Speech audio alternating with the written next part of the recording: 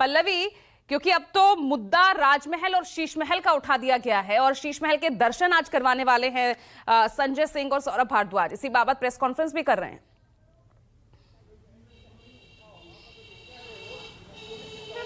बिल्कुल पूजा, सबसे पहले तो मैं आपको ये बता देती हूँ कि अभी कुछ ही मिनटों पहले यहाँ पर संजय सिंह पहुँच चुके हैं और संजय सिंह के साथ सौरभ भारद्वाज मौजूद होंगे जो कि प्रेस कॉन्फ्रेंस करेंगे और वो तमाम बातें रखेंगे जो आरोप प्रत्यारोप में आप लगातार सुन रही हैं। और यहाँ से फिर वो जो है सिक्स फ्लैग स्टाफ की तरफ कूच करेंगे जिसे बीजेपी शीश महल कहती आई है। और जाहिर तौर पर आपने बिल्कुल सही कहा, देखिए जैसे ही चुनावों की घोषणा हो गई उसके बाद से लोक लुभावने वादों पर अंकुश लग जाती है, क्योंकि जो है आचार संहिता लग जाता है। तो पार्टी को मौका है अब आरोप प्रत्यारोप करने का और ये एक अच्छा मौका है जिसमें बीजेपी ने कहा कि देखिए किस तरीके से जो सिक्स फ्लैग स्टाफ का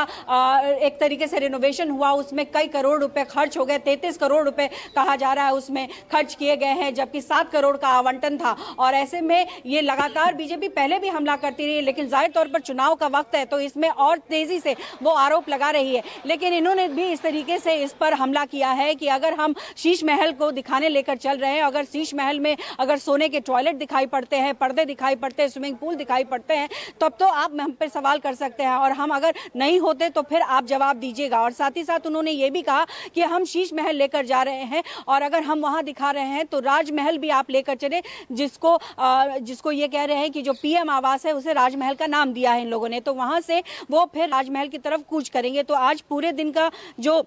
आम आदमी पार्टी का एक्शन रहेगा वो कुछ इस तरीके से रहेगा। लेकिन देखिए जाहिर तौर पर इस वक्त अब चूंकि 1 महीने से भी कम का वक्त रह गया है, चुनाव का पूरा माहौल है और ऐसे में दोनों पार्टी ये कोशिश करेगी कि एक दूसरे पर आरोप प्रत्यारोप के जरिए हावी हो सके। और देखिए कल जिस तरीके से सीएम आतिशी ने कहा कि उन्हें 2 बार अपने घर से निकालने के लिए कहा गया है, ये पहली बार होगा कि किसी सीएम जो कि इस वक्त मौजूदा सीएम है उसके खुद के डिपार्टमेंट ने उन्हें लेटर देकर कहा कि आपको खाली करना पड़ेगा। हालांकि पीडब्ल्यूडी ने इस तरीके से सफाई दे दी कि देखिए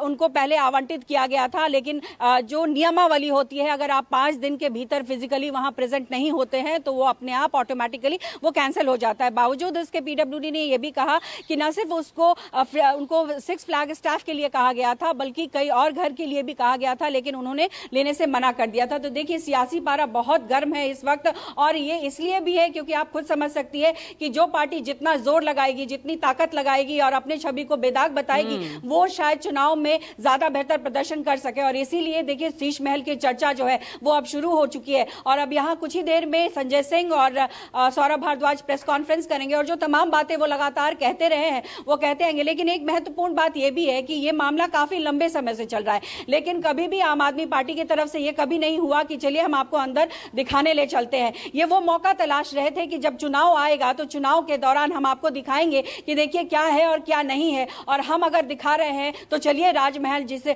जो पीएम आवास है वहां देखिए और वहां बताइए कि कितना खर्च होता है और कितना नहीं होता है। तो कुल मिला के देखिए राजनीतिक गेन के लिए तमाम पार्टियां अपने आप को अब झोंक चुकी है और ये आरोप प्रत्यारोप अब आपको सुनने को लगातार मिलेंगे। पूजा